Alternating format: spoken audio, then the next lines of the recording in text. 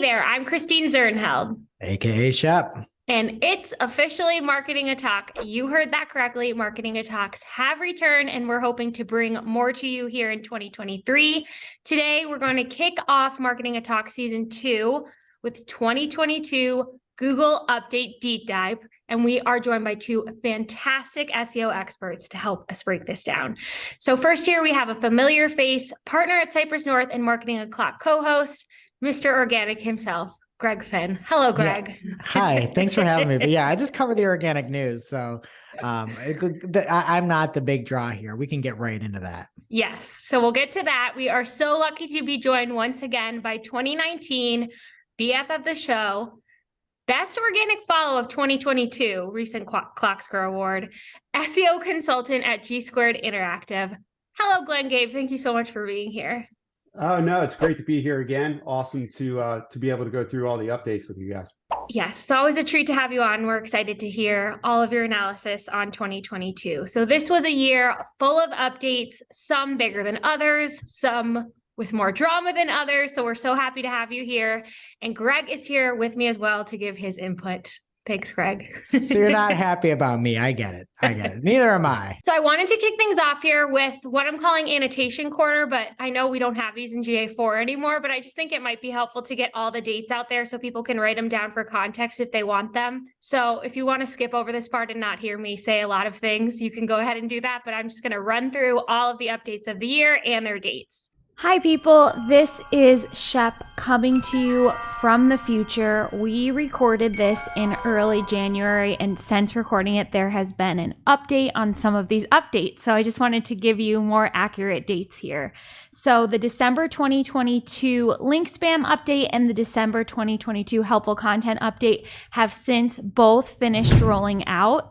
The December 2022 helpful content update started rolling out on December 5th and completed on January 12th. And the link spam update started rolling out on December 14th and also completed on January 12th. So both of those finished rolling out on January 12th. Update your annotations accordingly. Thanks. So first, on February 22nd, there was the page experience update for desktop, and this was complete on March 3rd. Followed by March 23rd, the March 2022 PRU product review update. That was complete April 6th. On May 25th was the May 2022 core update, which completed June 9th. On July 27th was the July 2022 product review update. That completed August 2nd. August 25th was the August 2022 helpful content update that completed September 9th. On September 12th was the September 2022 core update, which completed September 26th. On September 20th was the September 22 product review update, which completed September 26th.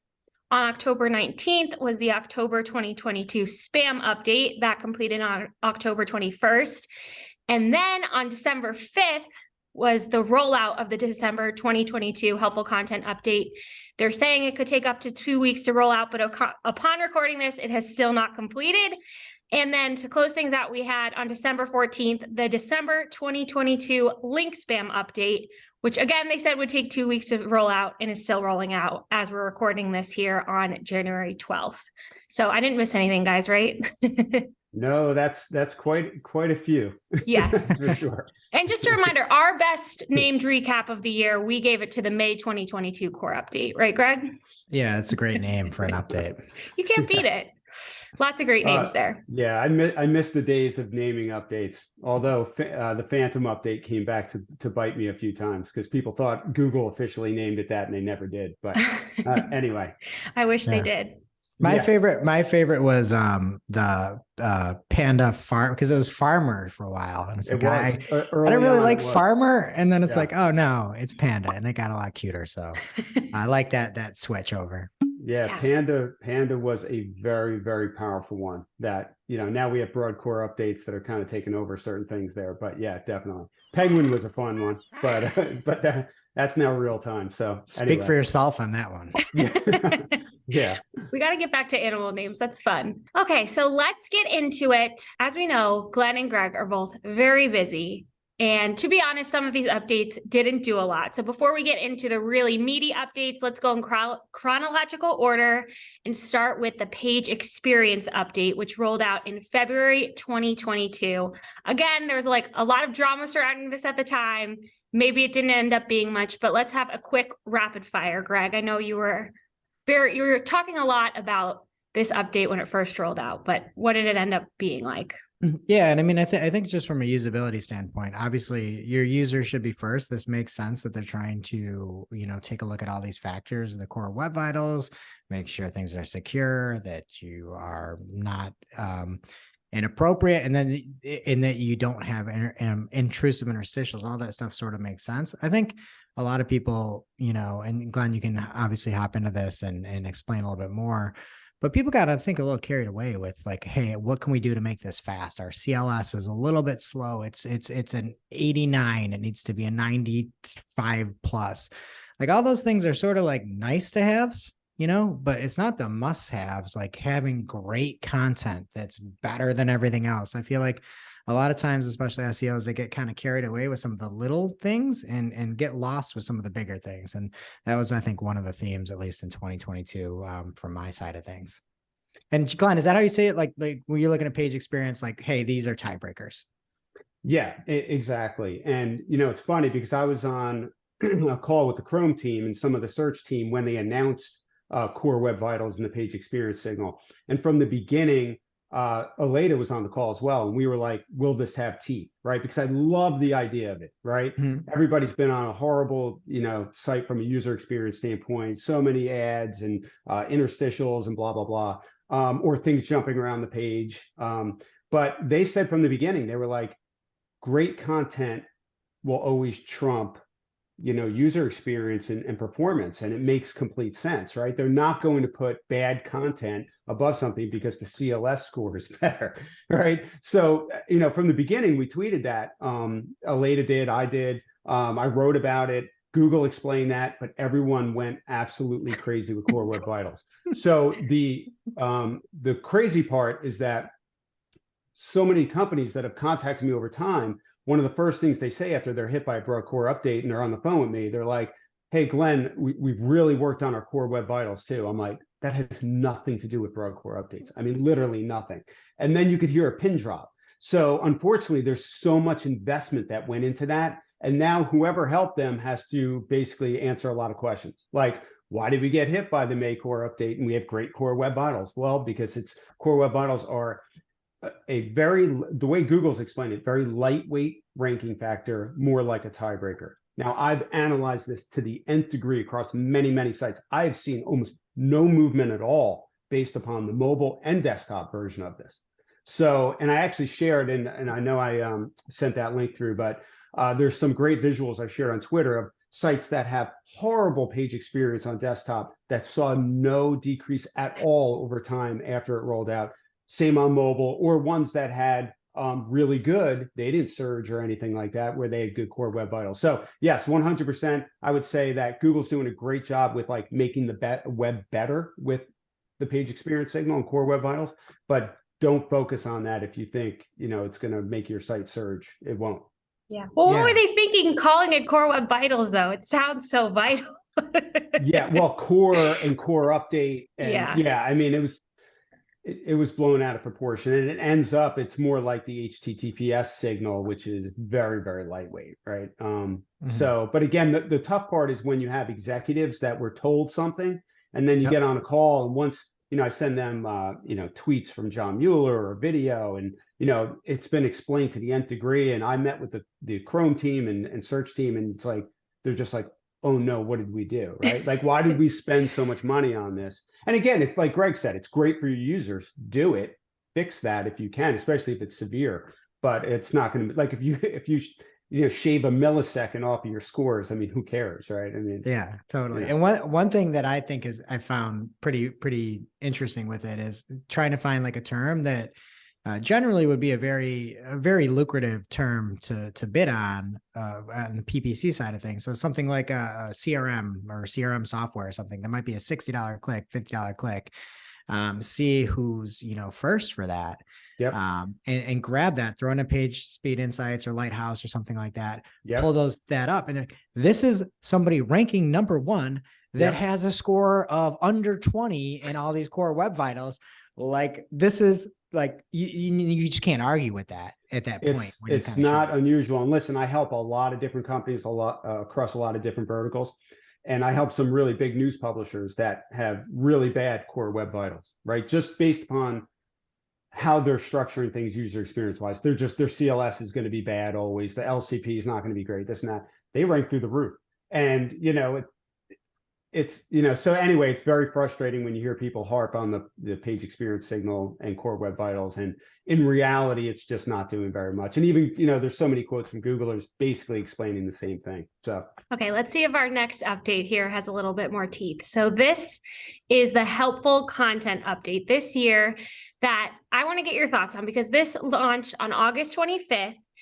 And the second one just started rolling out on December 5th. Again, it has not finished rolling out as we're recording this episode. And when Google announced the HCU in August, they said the goal of the HCU was, quote, to ensure that people see original, helpful content written by people for people in the search results. Is that right, Greg? Yeah, I mean, Glenn will be able to shed a little more light on this. I think the thing that really I was excited about with this was the fact that it's really like a site-wide kind of approach, that if you had bad content across the board, your entire site would be dinged, or, the potential, at least when it was announced, that if you are like, you have very good EEAT or whatever, like just good, helpful content in general, that it could lift like kind of like, like a rising tide lifts all boats and help all your content. So I thought that was something that was interesting. I didn't see much of it when on that first go around. How about you, Glenn? Yeah, so this one is very interesting, especially for me. I was one of the, I guess there were 5 people that spoke with Google before they rolled it out, just to, get a better feel of what was going on. So I spoke with Danny Sullivan at length just about, what it is, how the signal works and everything. And I was really excited about this because it sounded so familiar. It sounded really like Panda to me, right? I mean, it's not like Panda, but so, I wrote a whole article about it, and we were expecting Panda-like movement, and it wasn't. And that caused people in the industry to kind of like, kind of get angry about who wrote about it and stuff. There was a lot of drama and stuff. But listen, I focus on this heavily, and I've surfaced a lot of sites that were impacted. Okay. But you have to dig, right? It's not widespread. That wasn't the goal. It wasn't supposed to be widespread. It's supposed to be basically targeting the most egregious, right? And that's what we saw.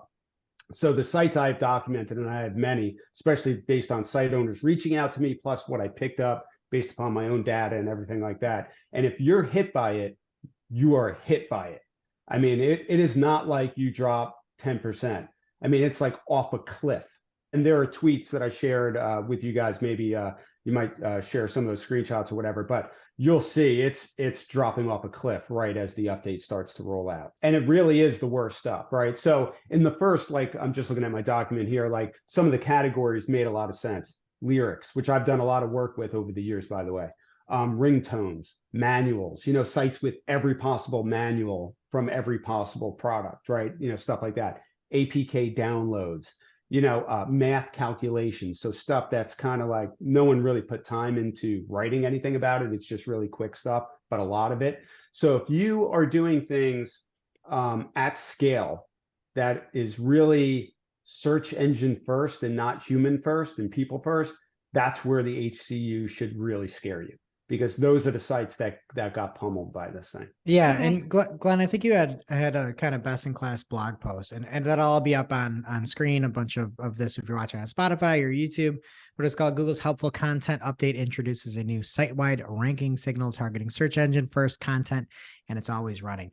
One other thing I thought was interesting was later in the year when they came out with sort of like almost the definitions and justification of the systems, you know what I mean? So talking about this as a system, it's not to say that can't get turned up a bit down the road, right? Totally. Glenn, like down the road, this is done, this first iteration, pretty minimal, going after those verticals you're talking about.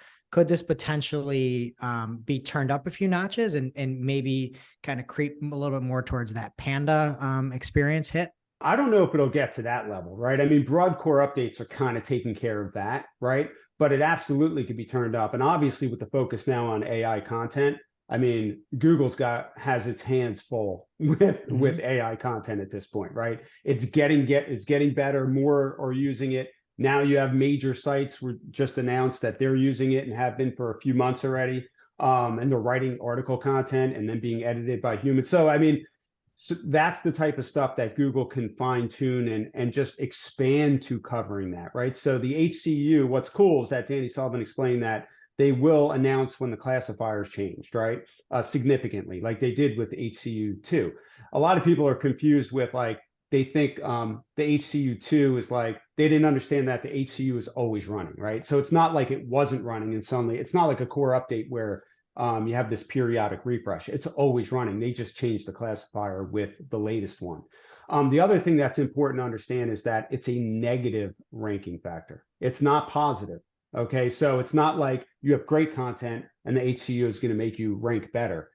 The only way that you're going to rank better is if you're in a niche with sites that get hit by it, right? So that's also confusing because the product reviews update is a positive ranking factor. Broad core updates are supposed to be a positive ranking adjustment, where the HCU is a negative site-wide signal. And that will remain for months if you're impacted by it. And the only way to creep out is to remove that or improve all of your content. And over time, the classifier will see that, and then you could be almost released from this classification. So there's lots of confusion about what's going on. I've had a number of companies reach out that were impacted heavily. And it's tougher, you know, listen, they were doing the wrong things. Obviously, if you're hit by the HCU, it's not like you were just had a few bad pieces of content. You had lots of bad content, but they cannot recover quickly. It's months, but there were recoveries. We'll cover that in a few minutes, I think. But yeah, just gotta crawl your way out. Yeah, and you brought this up, Glenn. So we'll go into this can of worms really quick here. But you had talked about, and I know that you came out with that blog post, "Percent Human: A List of Tools for Detecting Lower Quality AI Content." Let's say that before ChatGPT came out, and you use some lower level, AI generated content, and your content wasn't up to par, you could then essentially be hit by that by the HCU system and be dropped from that, and as kind of the negative from that site-wide signal. That's correct?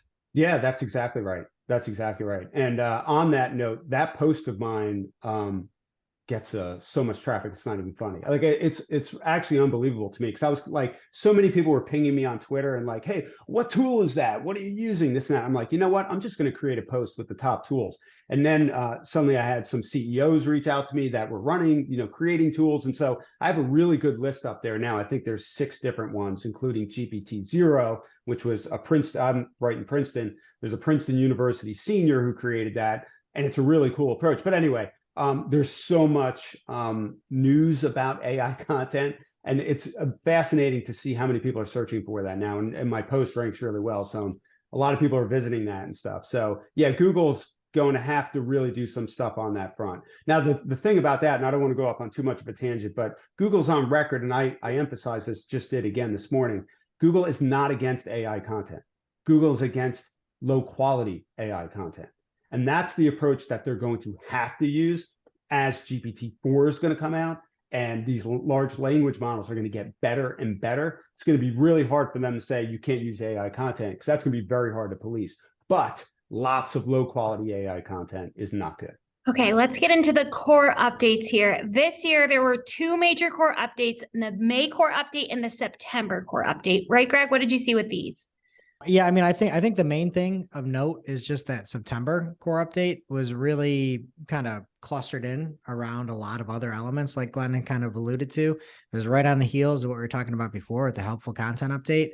And then if you do reviews, it's right there with the September product reviews update, or the PRU as we call it. So just of note, that September one, there was a lot going on at that point that could have impacted if you saw a movement, right, Glenn? Yeah, exactly. So I'll just jump back to the May broad core update first, which was a massive update. So I wrote an entire post about the May broad core update, including case studies and stuff like that. But it was one of those really big core updates where you saw lots of sites tanking, lots of sites surging. There were some great key recoveries for sites that have been working on improving.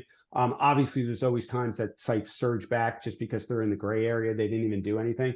But it was really interesting to see. On that note of interesting, pun intended, interesting finds was actually removed right with that core update. So that was a major mobile SERP feature that a lot of sites got a lot of traffic from, and it's gone. So the only thing it surfaces for now are travel related queries. Weird. I don't know why it's still there for that, but it is. So yeah, there was a lot of movement with the May core update. The September core update, that's where I wrote a post and I called it the broad core product reviews update, just because there's so much overlap. And they both ended on the same day. And then once the PRU launched on September 20th, you had immediate sites that don't have reviews start surging and dropping.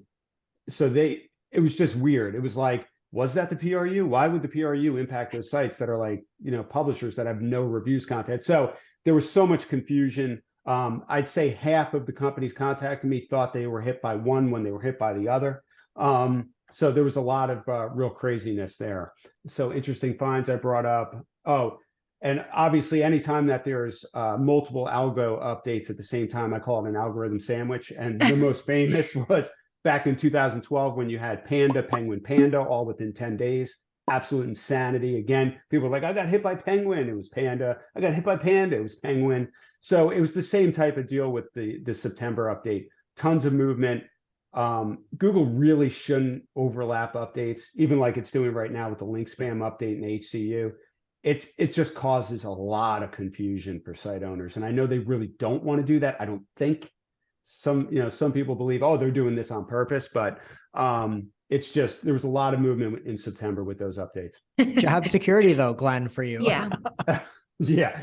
It's madness even trying to analyze them. It's like, especially now, like, and I know we were going to talk about the latest HCU, but so Google basically came out and said, it's not like these are longer to roll out. It's just, we basically took a break during the holidays. So they almost paused the rollout and then turned it back on. So it probably will end up still being about a 2-week rollout for the HCU 2.0, and the link spam update, but it basically just paused as the holidays hit. Yeah, it's been a really long 2 weeks, I would say. And we should say, as Glenn's referencing all these articles, you can check all of them out on his website, GSQi.com, and we will have direct links to them in our show notes on marketingoclock.com, because there's some really great stuff in here that our readers should take a look at if they want to learn more. Yeah, one of the best things Glenn does is he updates like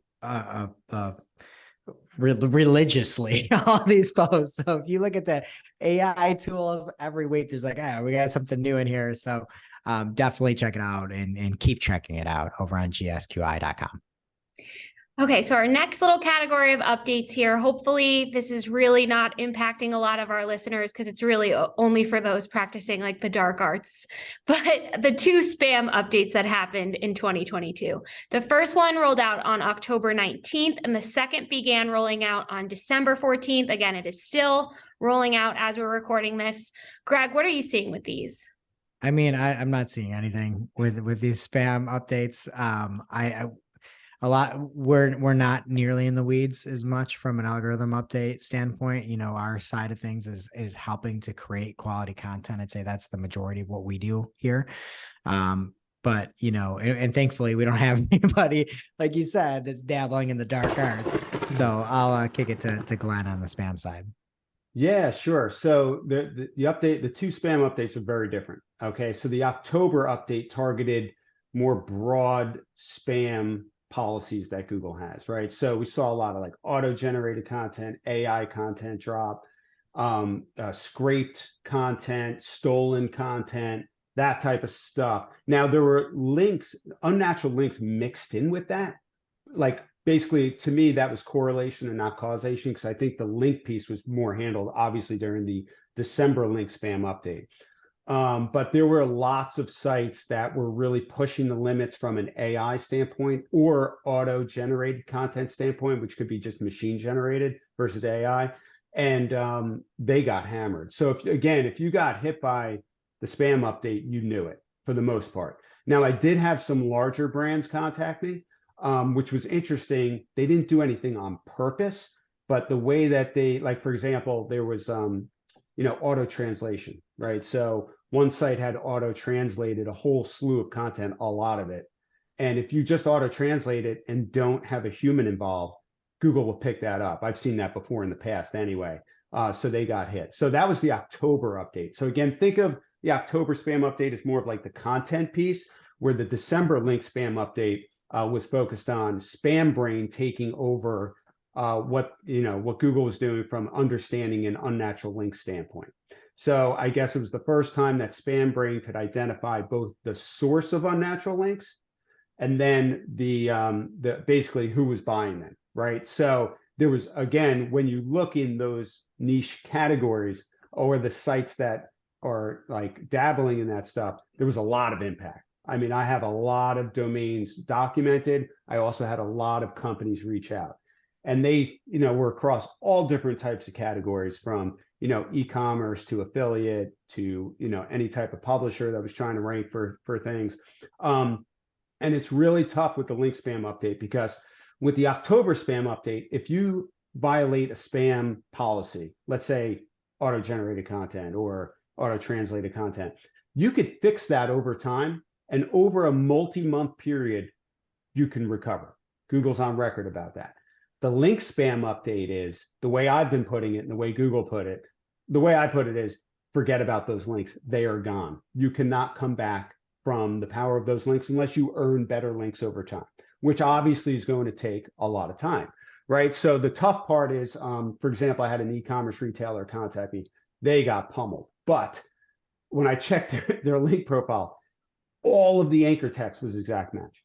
I mean, all of it. That is so unnatural. And then you go and check, and I actually put a link in the document for you guys to take a look at, but I had some screenshots I posted on Twitter of the link spam I was seeing, which was very Penguin-like. I mean, really easy to detect, like big blobs of text, not even in paragraphs, with exact match anchor text all over the place, linking out to different sites. I mean, to me, I'm almost shocked, like Google was counting this at some point. Yeah. Like recently. So, but anyway, the e-commerce retailer, they kept saying, well, what can we do right now to recover? And I'm like, you can't. No. Like, what can we do to like start? I'm like, you can't. And it was almost like this maddening conversation where I was like, you don't understand. Google's even saying those are neutralized. Those links are gone. You cannot get the power back from them. And the answer is, do what you should have been doing from the beginning, which is earning links over time. You don't need a ton of links. People are under this assumption that, the site with 1 million links is going to beat the site with 10,000 links. That's not always the case at all. Google's gotten much better at that. And even John Mueller recently said links will diminish in strength over time, right, in value from a ranking perspective, and even said, and that's even happening now. I totally agree. Because so many times I analyze sites that were impacted during a broad core update, they have tons of links, and the sites ranking now have like a fraction of them. Some just a few thousand links. Now they're good links, but it's just really amazing when you see something like that. So anyway, that's what I saw with both link spam updates, I should say. I don't really think about this a lot, Glenn, but I guess you have to deliver a lot of tough conversations to your clients. Yeah, totally. That must be tough. Yeah. It is, especially when you're on a call and there's a group of people, and they're good people, right? And just something, the ones that are tough are where they didn't really go out to do something on purpose, and it ends up they got caught up getting hit by a spam update. Just accidentally getting hit by a spam update. That's rough. Yeah, you could. Or, the question becomes like, well, who set up all these links? And everyone starts looking at each other. It's like, and there's nothing you could do now. I mean, with the link spam update, it's not like you should disavow anything. That's pointless, because basically the link spam update is neutralizing those links like the disavow would anyway. But it's like, just stop doing what you were doing is, really what it comes down to. I bet you get a lot of this too, where somebody be like, oh, Glenn, thank you for the analysis. I heard everything you said, and I heard how to get out of this, but how do we do that today? We need to fix it today. Right. Yeah. How do we get a broad core update today? So it's funny because in my notes here I put sounds like a lot like a broad core update recovery, right? So broad core updates, Google's on record that you need another broad core update, at least one, to recover if you're doing all the right things. If you significantly improve quality over the long term, you can recover, but it's months. And the reason it's months, they do a ton of evaluation in between, but also they don't want spammers to basically stop what they're doing today, recover next week, and then start spamming again. So with a spam update, it's very similar. They said in their documents, and I believe this, and I've seen it in action, which is over months you can be reclassified, right? I mean, like you can recover over months if we see that, if Spam Brain sees that you're not spamming anymore and everything's been removed.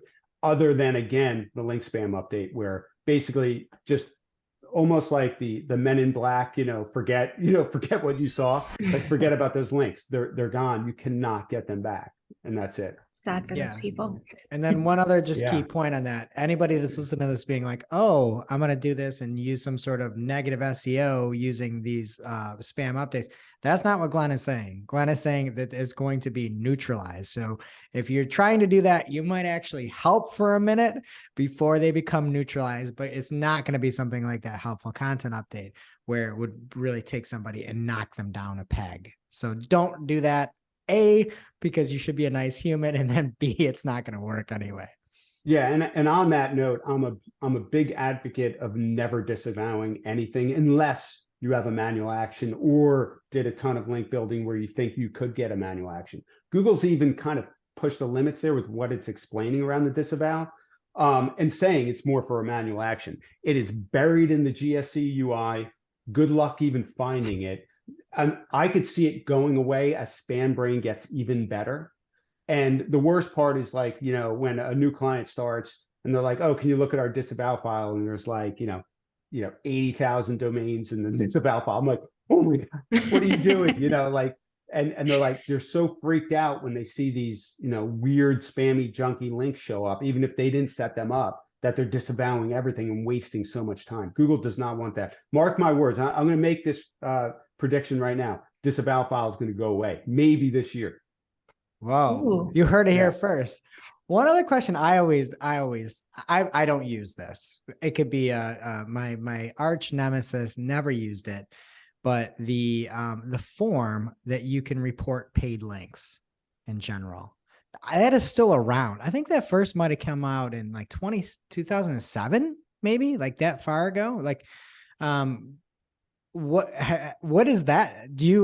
Have you ever used that? Like, have you ever implemented or reported paid links at all? Yeah. So my policy pretty much is I'm not going to do that. But if a client fully believes that a main competitor is ranking and they believe it's due to the links, which it probably isn't, then, I can point them in that direction. Right.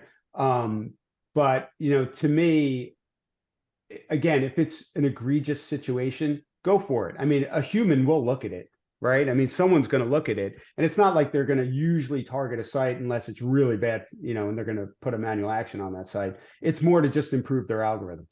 So, but every time like John Mueller's looked at stuff, that's related to things like that, he's like, it's not the links. You know what I mean? It's like, it's not the links causing problems. It's not necessarily the links causing them to rank better. There's a lot of other factors going on. And actually, that's a great point when you talk about broad core updates. There's a lot of people don't understand that machine learning is being used, which means thousands of signals could be sent to a machine learning system, which then determines weighting of those signals. Like engineers can't even tell you the weighting.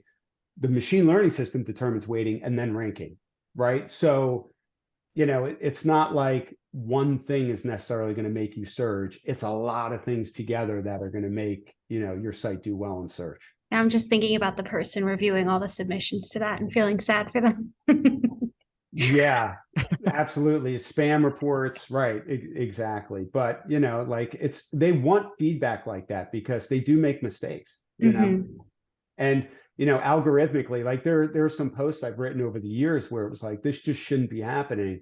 And some catch, like Danny Sullivan, I remember specifically, I don't know if you remember the video carousels that used to show up in the desktop results. And basically what happened at one point is all these e-commerce category pages without video started being shoved into the carousels. And then people searching Google were going right by the carousels. So there was an e-commerce retailer I was helping that lost between $500,000 and $1 million over just about a month. Because no one was going to their category pages anymore. Oh my gosh. And Google was like, thank you for sharing this. I was on a public blog post I wrote, and it was about 3 weeks later, the whole thing got corrected. Yeah, which I was remember cool. that. And Yeah, so awesome. yeah, I called trapped. That's what I called it. Trapped in video carousels. Yes. Yeah. So anyway, so they want to know if they're doing anything wrong. Like, for example, the sites with the product reviews update in July, there was a flaw. Some sites, and I'm not going to name them, suddenly surged through the roof with tons of auto-generated AI content and ranked for hundreds of thousands of queries, and they were making tons of money. And I knew it wouldn't last long. I even publicly tweeted that, and it was probably a few weeks later that one crashed. I mean, it fully got de-indexed. And then they dropped, and then 2 weeks later they came back, like almost like Google's algorithms couldn't figure it out. And then suddenly they were de-indexed. So Google wants to know when stuff like that's going on, just to improve the search results overall. You might have some competition for Google Fanboy of the Year 2023, Greg. I don't know. Oh, yeah? I don't know. I won it fair and square last year. Okay, let's move on to the product review updates. We had a few of these updates this year. The first one was the March 2022 product review update, followed by the July 2022 product review update, followed by the September 2022 PRU. Greg, what are you seeing based on these updates in general? Don't have a lot of review sites, but write actually for a site every now and then and kind of talk to somebody there.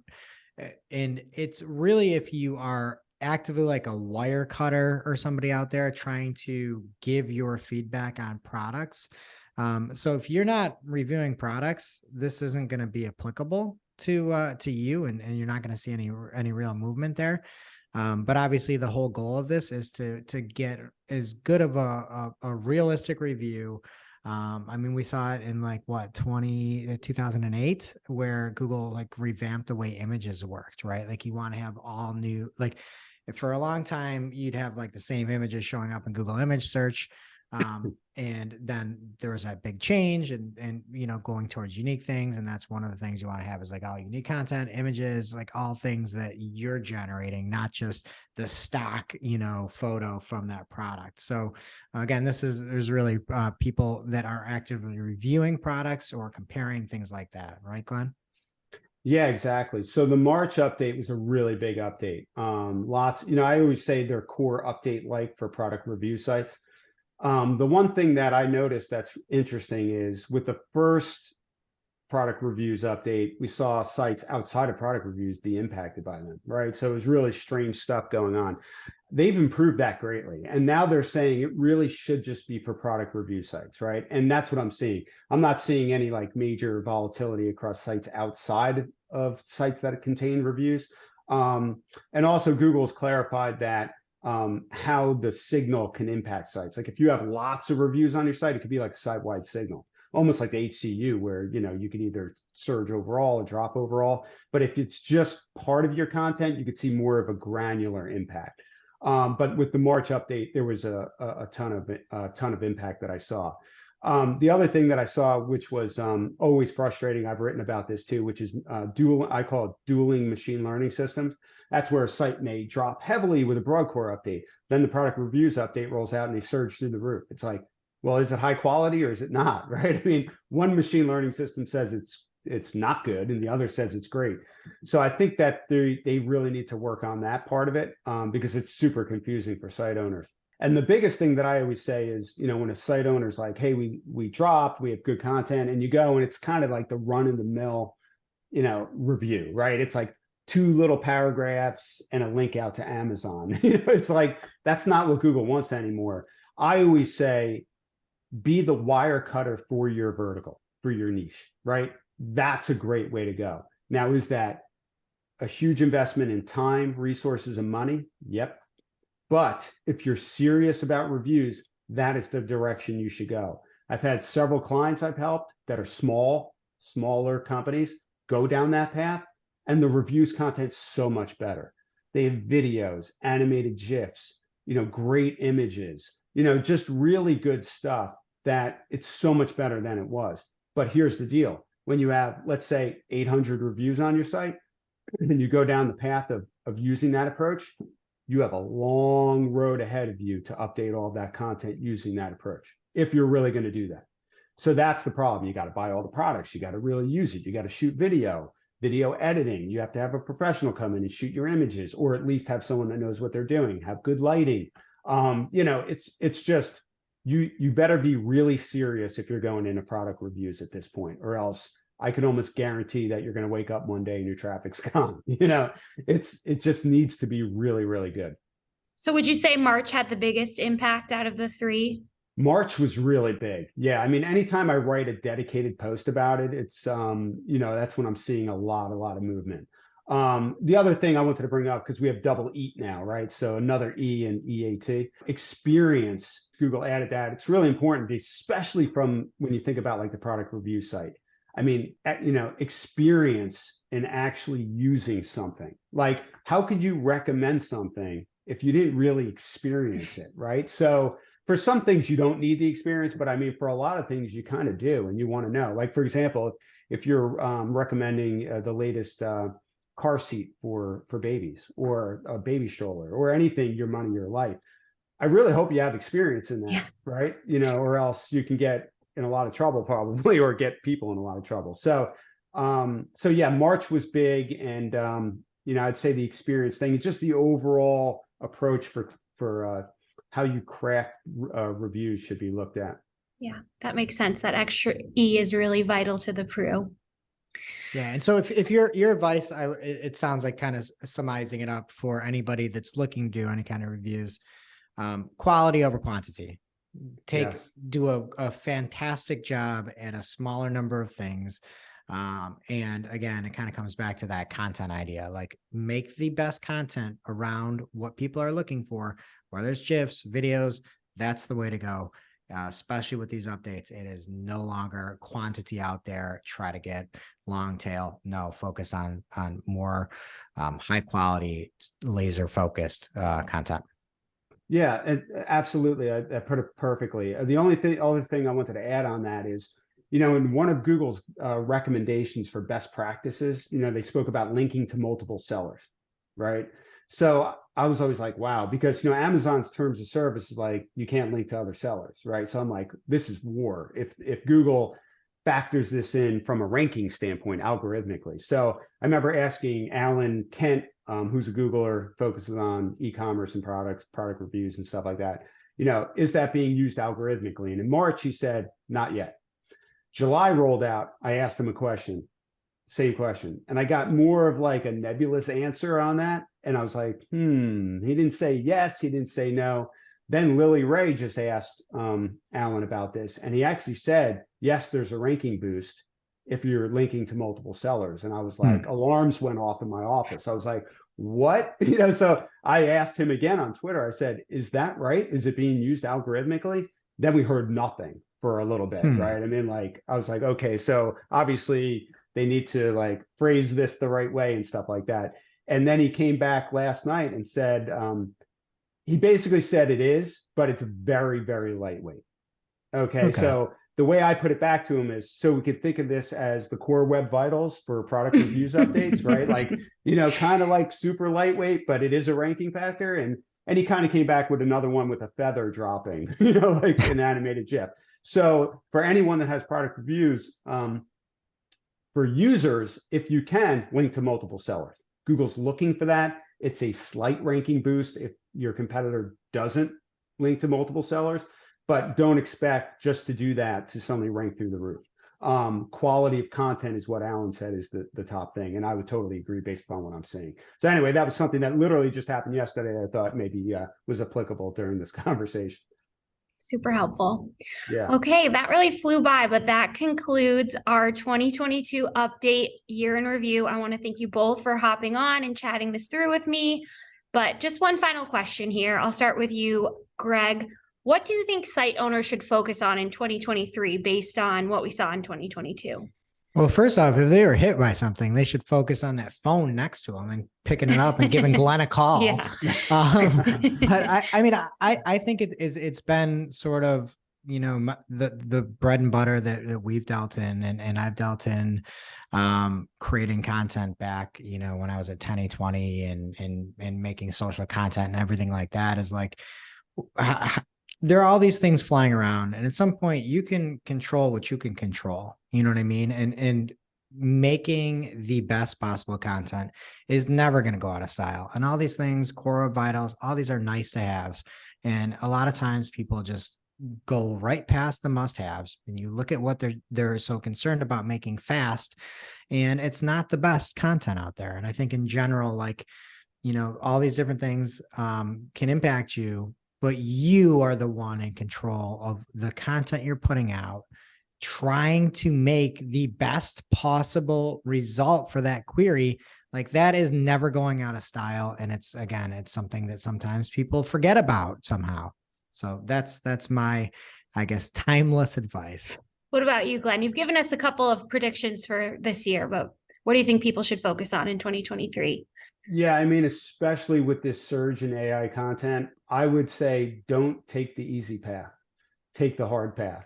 The hard path is going to be something that is obviously harder, going to take more time, going to take money, resources, but then you could rest assured that you won't be hit by a spam update, or the helpful content update, or, usually a broad core update, unless you're doing something, radically wrong. So if you take the hard path and really, like Greg said, produce outstanding content, really, really thorough, insightful content, and create as much as you need. It may not be as much as you could if you just churned out a lot of content, but that's going to be the better path for you, in my opinion. Mm-hmm. Yeah. And Glenn, to your point before, like, what can't AI do? Right. You know what I mean? Like, AI can do a good amount, but we're big gym guys here, right? You and me. I was watching somebody like compare two different shorts, and somebody was deadlifting and showing how one moved up different. AI is not going to be able to do that. Right. And when we're talking about like everybody being so concerned about this stuff, make sure that you're investing in the things that are going to give you that competitive advantage that nobody else can do out there. Totally. And that's a great example, or even something outside of a physical product. I mean, if someone's providing context around quotes from other people, that what they've said about this, especially recent, AI can't do that yet.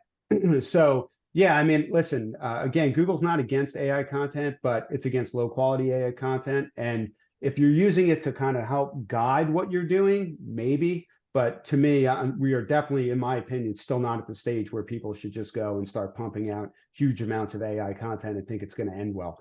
For example, Mark Williams Cook he has a canary in the coal mine. He had multiple sites he set up that's auto-generated, probably some's using AI content. One got absolutely obliterated by the October spam update. And he goes, there you go.